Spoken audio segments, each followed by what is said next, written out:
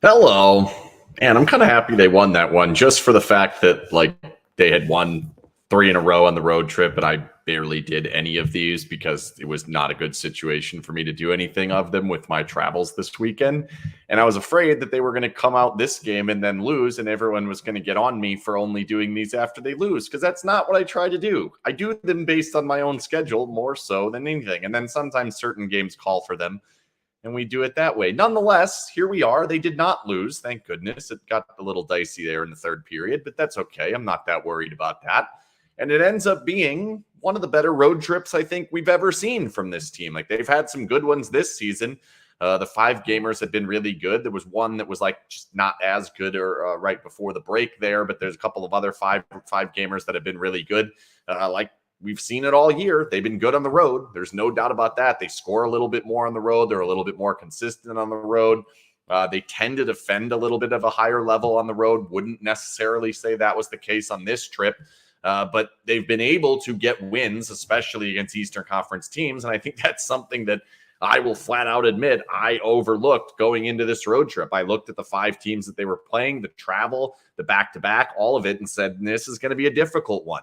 And it was not easy. Like they did not exactly go out and whip most of these teams. I understand that it's 5-3 each of the last 2 games, and then you get the 4-0 in Carolina. So it looks a little bit better. They're obviously burying empty nets in all 3 of the game, or all 3 of those games, which makes it look a little bit worse. I'm a little bit concerned with kind of the advanced analytics, but I wanted to start with more so what they did well before we get into some of the things that probably need to improve as we come home, as we now are in a situation where they've locked up a playoff spot. It's nearly impossible that they don't make the playoffs from here. 90 games with, 16 games remaining, I think. Like there's no way they're not going to get the last 4, 5, 6 points, whatever it takes to get across the line. So they are clearly going to be into the playoffs. We'll start looking at the positioning and how that's going to work out as other teams jockey around behind us. We'll see kind of how the matchups are going to work. I think the goal would be to meet Seattle or potentially Winnipeg. Winnipeg scares me a little bit more than Seattle based on the goaltending, but we'll get to that down the road. We'll start with the good stuff, the good things that have happened on this trip. I think it's inappropriate to start basically anywhere else aside from the goaltending. I didn't think Quick was particularly great today, but I thought over the course of the trip, he was very good. Like the Carolina game was obviously spectacular. He was pretty good in the Tampa game until, the one at the very end. And really, that's not that big a deal when you really go back and look at how unbelievable of a play that was from Kucherov.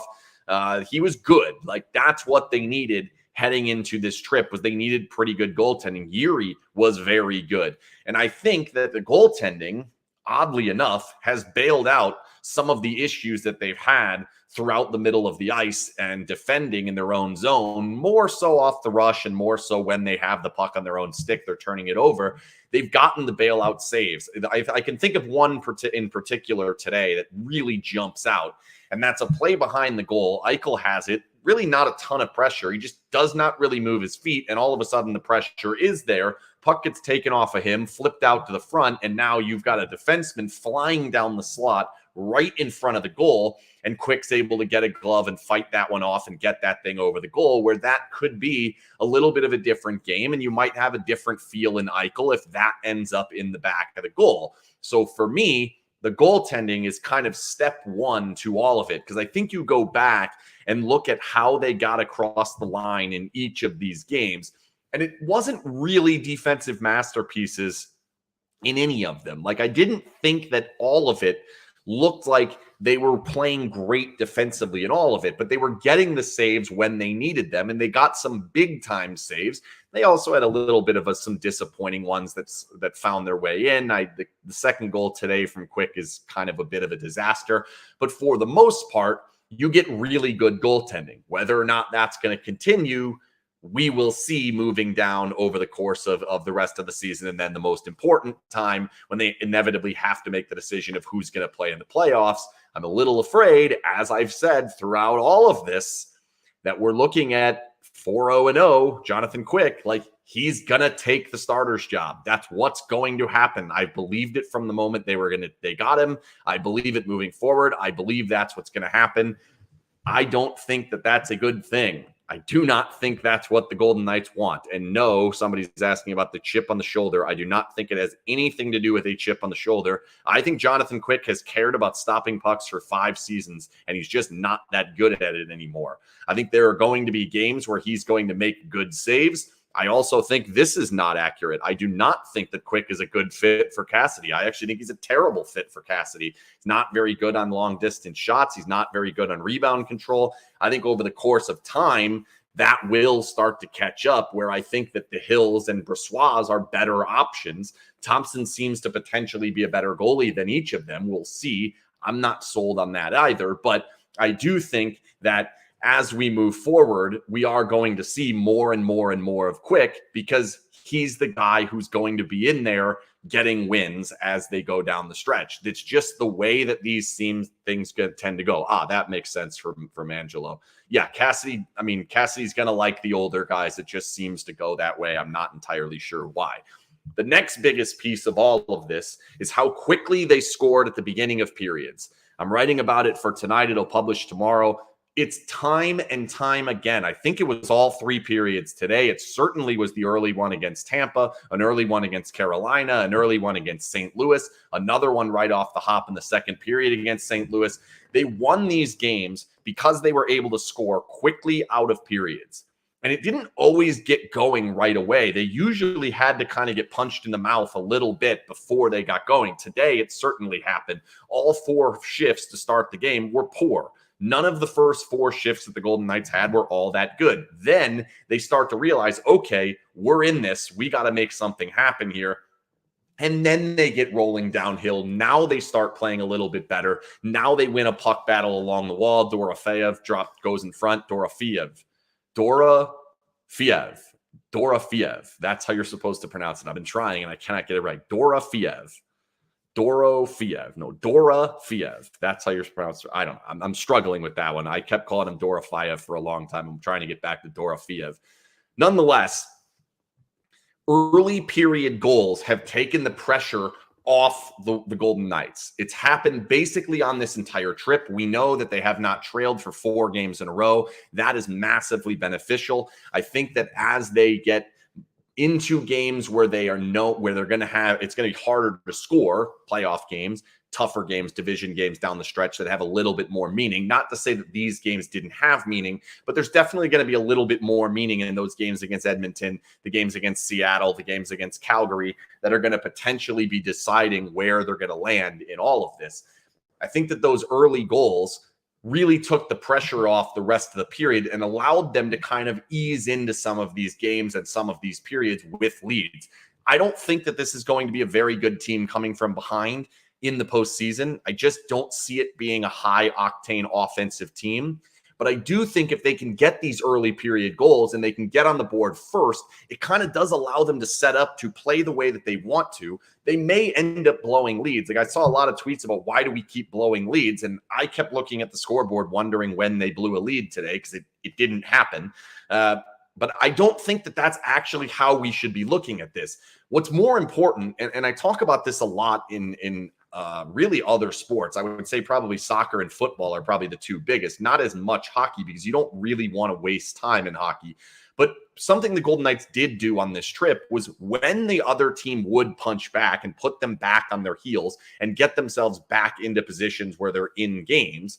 And we go from 4-1 to 4-3, or St. Louis, the game ends up tied. I think it was 3-1 to 3-3, like whatever's happening in these games, the second the game gets really back in play, the Golden Knights have been able to turn it right back on. The forecheck comes alive a little bit more, something I'm going to talk about in the negatives a little bit. I don't think the forecheck was very good throughout the entirety of this trip. However, when that punch in the face came back, they started pushing a little more. They started doing a little more offensively, and that's what you really want to see. And I think that's kind of interesting in how we're learning about kind of the identity of what this team is going to be, which is if they can get ahead, if they can find a way to get those early goals, specifically in first periods, and then add them in second periods, third periods, whenever, that allows them to kind of then feel more comfortable sitting back in their own zone, keeping the puck to the outside, not making these mistakes in trying to break out with speed and hitting these transition chances because they know they need a goal.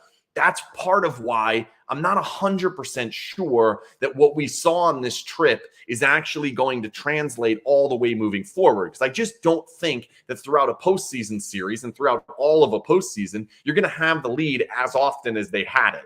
When they had to come from behind, Florida, you saw what happened. They were unable to get over the hump and the offense kind of goes away. So that's where take your wins.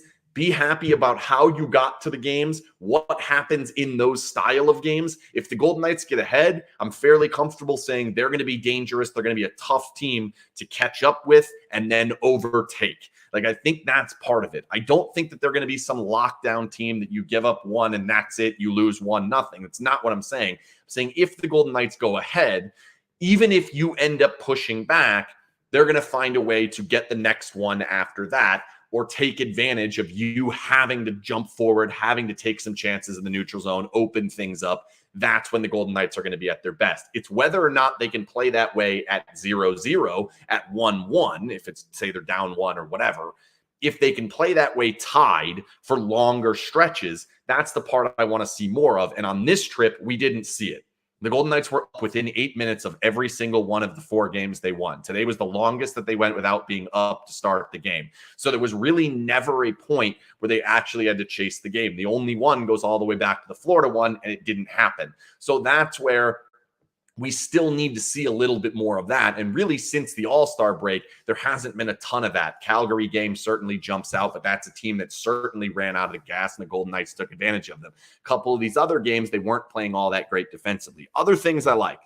So there were definite stretches of time over the course of this 5-game road trip where the Golden Knights were playing exactly how they wanted to defensively. I thought certainly a good portion of the second period today, a good portion of the Carolina game went that way, and actually both Carolina games have gone this way a lot. Carolina started to get a little bit more as we got through that game, and Quick was just spectacular. But as you see more and more, they are getting more comfortable with the new players, with the defense, or with the forwards where they're in the position that they're in. Obviously, all 6 defensemen and then the goalies behind them, of keeping the puck to the outside and not rushing in to make that mistake.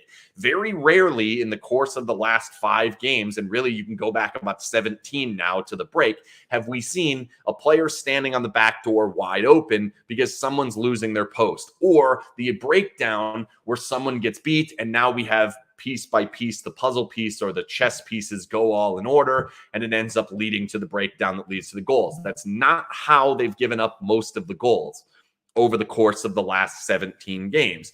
There has been, however, way too many turnovers in their own zone, turnovers in the neutral zone, turnovers in the offensive zone that haven't bit them in the butt. I'll get to that more when I get to the bad things. We're sticking with the good things. The other good things. Couple of players stepping forward. I know everybody wants to mention it and loop them all together and say it's Bluger and Barbashev, and certainly Quick has been good. To me, those additions aren't necessarily doing what they need to do at this point yet. Like, this isn't what I wanted from the trade deadline acquisitions. Personally, I was never all that concerned that this team could make it to the playoffs. I'm not concerned with the Carriers and Kolazars and Waz and Cotter, Amadio, these types of guys, Kessel, those guys stepping in and being able to make things happen in these types of situations, in road games against out-of-conference teams, in games against bad teams, in all of this. None of that really concerned me. What's concerned me is, are they going to add offense when we get to the postseason? Barbashev's doing things that lead me to believe that we might end up seeing that. He's certainly getting to the front of the goal. He's certainly helping on the forecheck. He's doing a lot more that really says this is going to be a fit. Now, if Marchessault slows down, then I don't know if we feel as confident about Barbashev. Marchessault looks as good as he has looked all season long, probably as good as he has looked since that bubble playoff series where he was spectacular against Minnesota. Like, that's where we're at with him. Hopefully that continues. I'm just concerned that as we get to more important games, tighter games, games like playoff games where there are less mistakes in them, that we may not get that same level, and you may not notice Barbashev as much, because there have been times where I don't necessarily notice him as much, and that concerns me a little bit. As far as Bluger, I think he's just a fourth line guy. When they play against horrible teams, St. Louis, Philly, Anaheim, San Jose, like some of the teams that they've played. I'm trying to think of the other bad teams that they played. Montreal was one. When you play against those teams, your depth is going to look better. Teddy Bluger as a fourth liner on this team is better than any fourth liner that is on a team like a St. Louis, Montreal, Philly. But when you play the deeper teams, you don't notice him nearly as much. I don't think you're going to notice him all that much in the postseason. I don't think that that's going to be the huge difference. And yes, you'll take your goal right now when you can get them. I would be surprised if we get more than a point or two out of Bluger throughout the whole playoffs. And that's where I'm not going overboard, because we're getting a point and a good pass throughout this road trip in games that aren't all that important, aren't all that locked in the same way that I think we will see moving forward in the postseason. Let's see, what else do I have? And then I'll get to the bad things. I got to do my Conler read in a second here, but what else do I have? Oh, the Pavel. Obviously, Pavel jumps out. Pavel's been great 2 games in a row, Dorofeev. He's been really good, like to the point where you start to ask the question, is there someone he could potentially push out of this lineup? I don't know that I'm fully there yet, because there have been some moments where he's gotten muscled off the puck. There have been some moments where I feel like Carlson and Smith are kind of cooking in the offensive zone, and we don't see a lot from Pavel. He's either in the wrong place or we're not quite connected. And maybe that's just time. I don't know. I can't tell if that's NHL time, NHL experience, or just time on that line chemistry wise.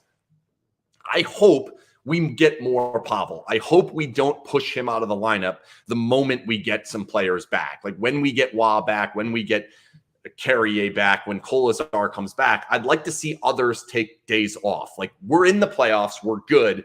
The positioning is fine. I don't think at the moment you have to necessarily worry whether you finished first or second or third or whatever. I don't think it makes a huge difference. I think you're better off learning, do we have another player in Dorofeev who we can put into a spot where he can play up the lineup better than maybe a Cotter, better than maybe an Amadio? And I think you need more games of doing that. So I'd like to see him get more opportunity, as we now have 16 games that are essentially useless in regards to actually what they're going to generate, which is you just need points to get in the playoffs. I think no matter where you play Pavel, you're going to get those points anyway. I don't think it's going to matter. So I'm hoping we get to see more of him in the lineup in different places, in places like he was at these last 2 games. I'd like to see him maybe even with Eichel. I want to see some different options to see if things do dry up come playoff time. There are more options to go to. You could switch Marchessault back down to the Misfits and then potentially have Pavel in a different spot.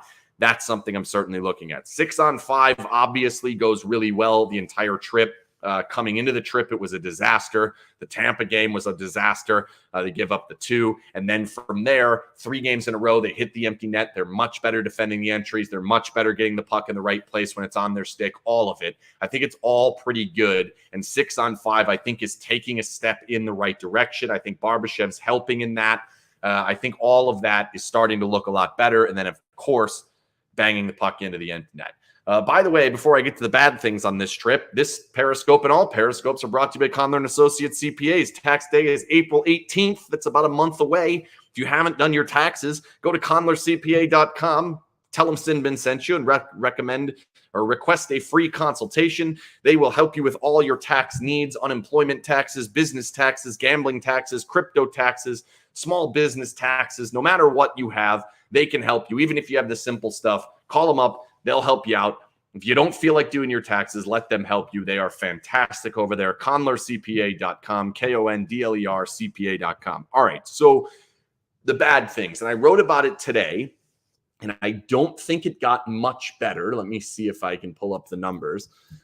today. It was, I guess it gets a little bit skewed with how the game state ended up as we went along in the game. Yeah. So the Golden Knights lose the XG battle again, 4.08 to 3.76. Scoring chances, they lose 35 to 31. High danger chances are even at 17-17. If this team is going to have success consistently for 16 wins in the postseason, they cannot lose the XG battle every single night. They cannot be giving up damn near 20 high danger chances. They cannot be giving up as many scoring chances as they are generating. They are not an elite scoring team. They are not an elite finishing team. They do not have elite goaltending. It all may look like that right now. Wish I had PDO for this game. It all does look like it right now. I kind of want to get it. Hang on. Let's see.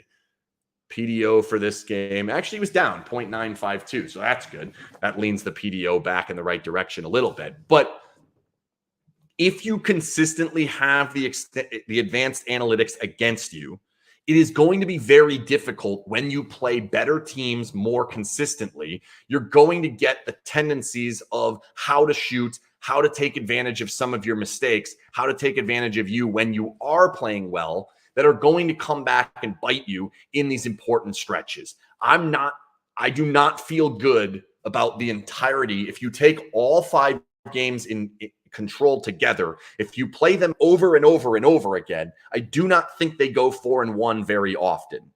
Like, it's just not going to work that way in the system that they're trying to play, with the goaltending that they have, with the scoring depth that they have in the lineup. They just don't have enough of it to overcome that. To be the type of team they want to be, they have to be a 2 or 3 high danger chance per period against team. Like, if you're getting 7, that's fine. 9 we can live with, as long as the Golden Knights are generating 13, 14, 15, something like that. They have to get back to winning that, because if they don't, it will catch up. Like, I'm not huge on like, this will regress.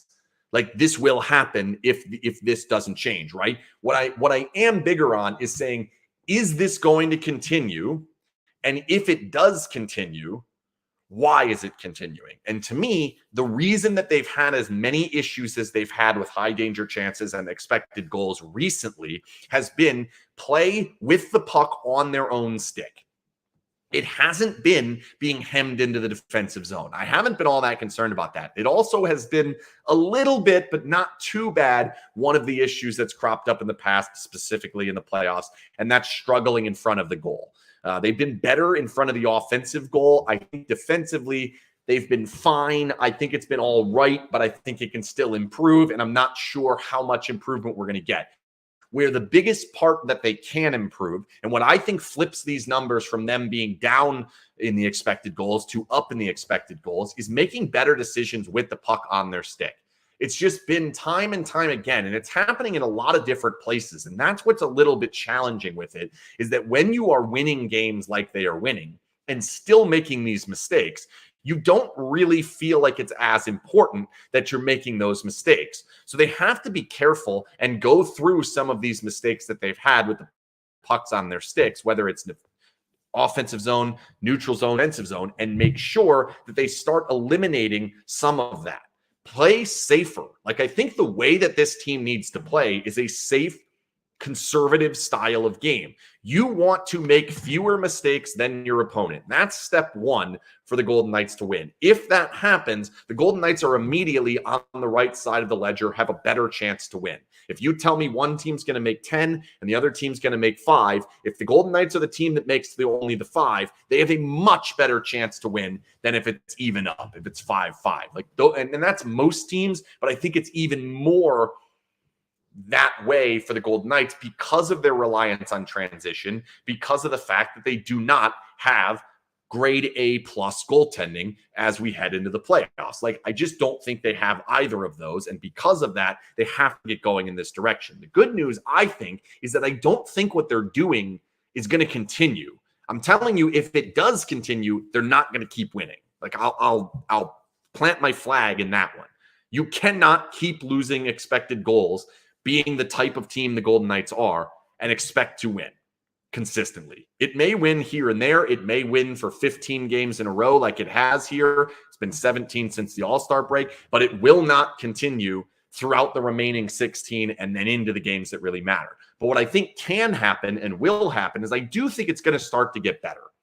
And the part that I do like is how many expected goals they've been getting offensively. They are going to have to be, in my opinion, a team that generates somewhere near 2.5 to 3 expected goals at 5-on-5 per game at in the postseason. Like, I think they have to be pushing 3 every single night. On the road trip, they got 2.9, 2.16, 2.65, 3.19, and 2.69. The game before the road trip, they got 5.63. So those numbers, I think, are good. 2.16 is a little light. The Blues game, not as worried about that one. Had the lead for most of that game. Not too concerned about that. But like the game before, the one that they lost, 1.95, they're not generating enough. The way the numbers against are where the problems come in, because that's when you want to look at it through all of it. I don't think this power play is getting better. That's another piece. The current plan of the power play is not sustainable at all. Like, it's just not. Pass it to Shea and rip it through traffic on a power play ain't going to work long term. Like, it will lead to you being 10% on the power play. Their entries are getting worse and worse. I don't understand what's going on there. My guess would be they're switching things around, trying to do different things to get themselves better in different opportunities on the rush, and it's getting worse. So that's concerning. The step in the offensive zone is bad. It's not getting better. I don't expect it to get better in the last 16 games. I think we have to basically just punt the power play and say, well, anything we get from that is a bonus. So that makes 5-on-5 so much more important. Brings me to the other thing, the penalty kill. There were moments of good. There were moments of not as good on this trip. Today, there was one really bad one against a horrific penalty power play, the worst in the league, worse than the Golden Knights by a lot. The Golden Knights get bailed out by the fact that the puck flies off the post and goes just a little bit to the right. Maybe we have a different game. When you play against teams in a postseason series that are more consistently understanding of your tendencies, you're not going to get that lucky as often. I think over the course of a playoff series, the Golden Knights penalty kill should be pretty good. I don't think I'm all that concerned about that. The one piece I am concerned about is if Quick's in the goal. I think you're a little bit more susceptible to those rebound chances, and you're short a player, so it makes it a little bit more difficult. That I think if you get in a playoff series, teams may try to take advantage of that a little bit more. We'll see if we end up in that situation. Power play, I don't think is going to matter. The Golden Knights won, Scott.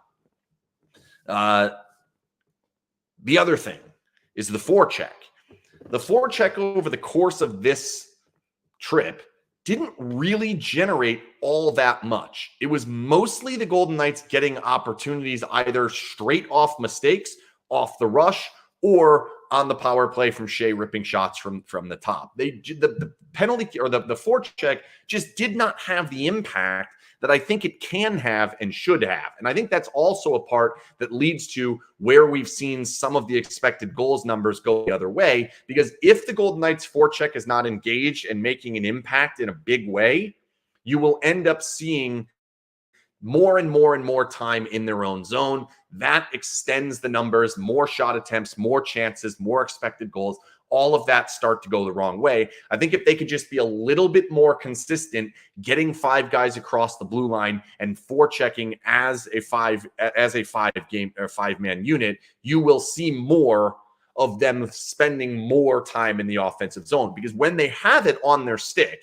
the Golden Knights are pretty darn good at holding the puck in the offensive zone. Like, none of the 4 lines struggle at holding the puck and garnering like extended zone time. We haven't seen really that much of a problem through that, of course, over the course of the season. Does it generate goals?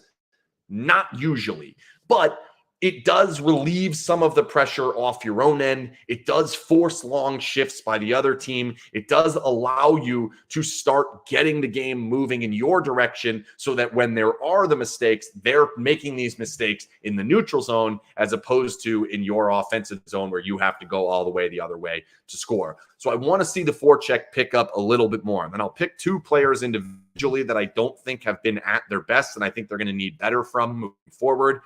Nick Hague is number 1. I just think the puck on his stick just has not been consistent in the defensive zone. I don't see his offense really coming through all that much. It certainly seems like they told him to shoot a little bit less. I don't like that. I think that's his most dangerous weapon. Get it out there and rip it towards the goal. Like, I'm perfectly fine with that because I think he's better off doing that than finding the proper recycle or the proper pass or the D-to-D or any of it. I think they're better off just get that puck back to the net and we'll figure out what's going from there. Defensive zone, I think a lot of the turnovers, a lot of the issues have come off just slow moving plays from him and Whitecloud. I don't think Whitecloud's been as bad, but I do think Whitecloud plays into it a little bit. The other one, Stevenson, I just don't see the same impact. He doesn't seem willing to shoot. He's not really making all that much impact offensively. I think that the line is taking a step back because of him. Yes, I understand that Kessel gets the goal today. He ended up on a different line when he got the goal. I just don't know that we're going to get quite that same level of depth through the lineup if they're not getting the best out of Chandler Stevenson. And again, I understand why they have the 3 centers through the 4 centers through the middle that they have. I might be willing to move Stevenson back and see if you can get him going again, and then deciding what you do in the playoffs, we'll see. If anybody has questions, go ahead and pop them in the chat right now. I'll take a few before I get out of here. Again, this Periscope is brought to you by Conler & Associates CPAs. Please go to conlercpa.com prior to April 18th. Recommend your free consultation. I don't know why I keep saying recommend. Request your free consultation, and they will help you with all your tax needs. They are fantastic. KONDLERCPA.com. Looks like no one has questions. So for that, I am out of here. Goalie interference tomorrow, 7 o'clock. See ya.